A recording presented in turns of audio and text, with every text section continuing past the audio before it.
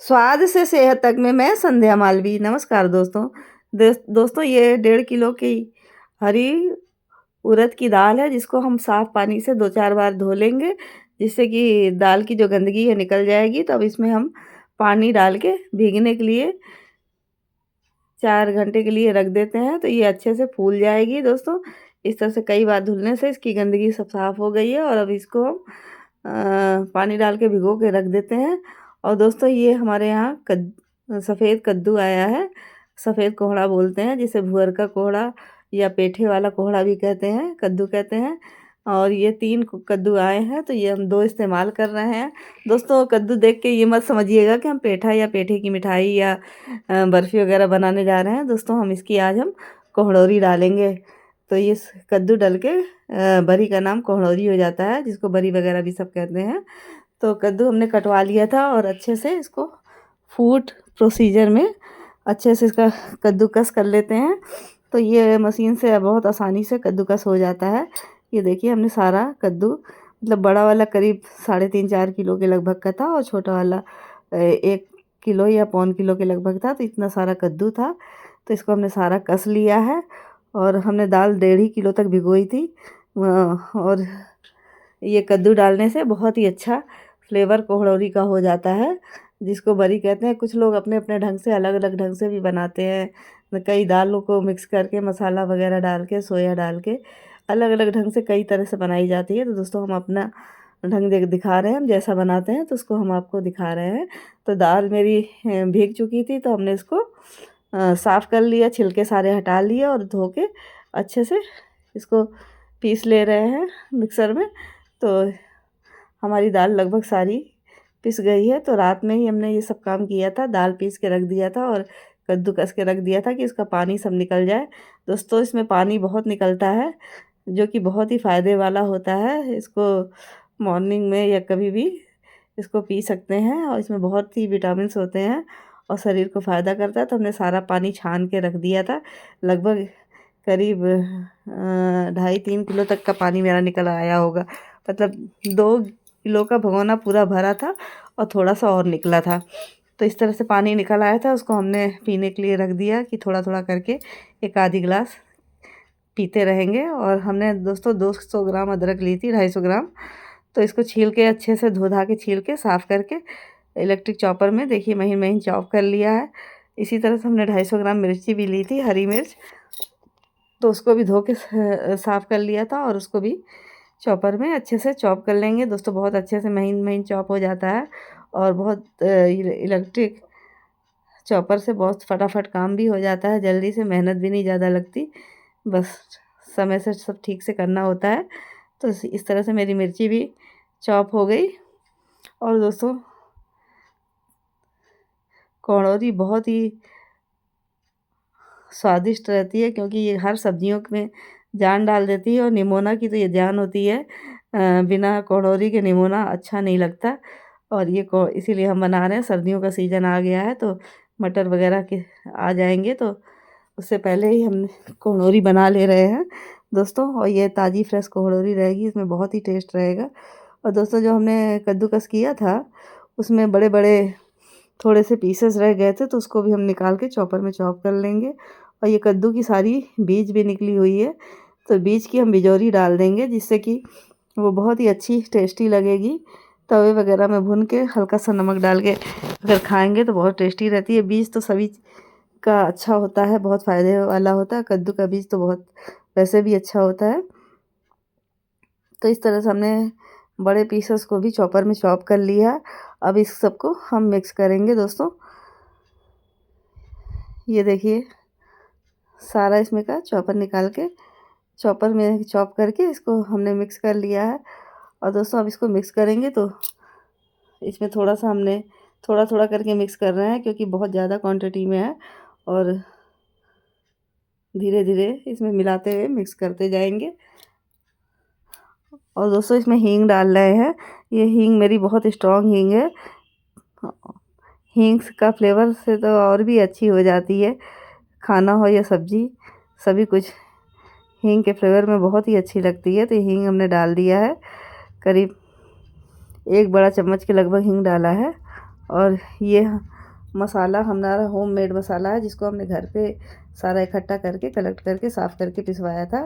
तो सारे मसाले इसमें खड़े, गरम मसाले और धनिया वगैरह सब था। तो इसको ले जाके हमने साफ़ सूफ करके धूप में दिखा के फिर इसको हमने मशीन में पिसवा लिया था। तो देखिए इसमें सारे खड़े मसाले हैं और इसी मसाले का हम इसमें यूज करेंगे। सब्ज़ी के लिए भी हम यही मसाला यूज करते हैं। हम अपने घर का ही मसाला यूज करते हैं, बाहर का मसाला नहीं लेते। तो इसमें सारे खड़े मसाले, धनिया वगैरह सब है। तो ये हमने पिसवा लिया है, देखिए। और इसको हम बरी में यूज करेंगे। सब्जियों में भी यही मसाला हम यूज करते हैं और शुद्ध साफ अपने आँखों के सामने का मसाला रहता है। तो ये मसाला हमने पिसवाया था, यही इसमें डाल रहे हैं, देखिए। तो ये घर का मसाला है, इसकी महक ही अलग होती है और हमें पता भी रहता है कि इस मसाले में हमने क्या क्या डाला है। तो ये बहुत ही अच्छा टेस्टी होता है। और मसाले हम अक्सर सामने ही पिसवाते हैं। तो हमने मसाला इसमें एक अंदाज से मिला दिया है, फिर कम ज़्यादा होगा तो जैसा मिलाएंगे। और इसमें अब हम कद्दू कस करके जो रखा हुआ था उसको सब मिला रहे हैं और धीरे धीरे इसको सब मिक्स कर रहे हैं। और बहुत ज़्यादा क्वांटिटी में है तो हम अभी तो चम्मच से कर रहे हैं। दोस्तों मेरे हाथ में थोड़ी प्रॉब्लम है, थोड़े से आगे के पोरों पे कटे कटे रहते हैं, तो हम हाथ से नहीं करते। तो ये मेरे साथ जो है मेरी भतीजी है, तो ये पूरा सब मिक्स कर रही है, देखिए।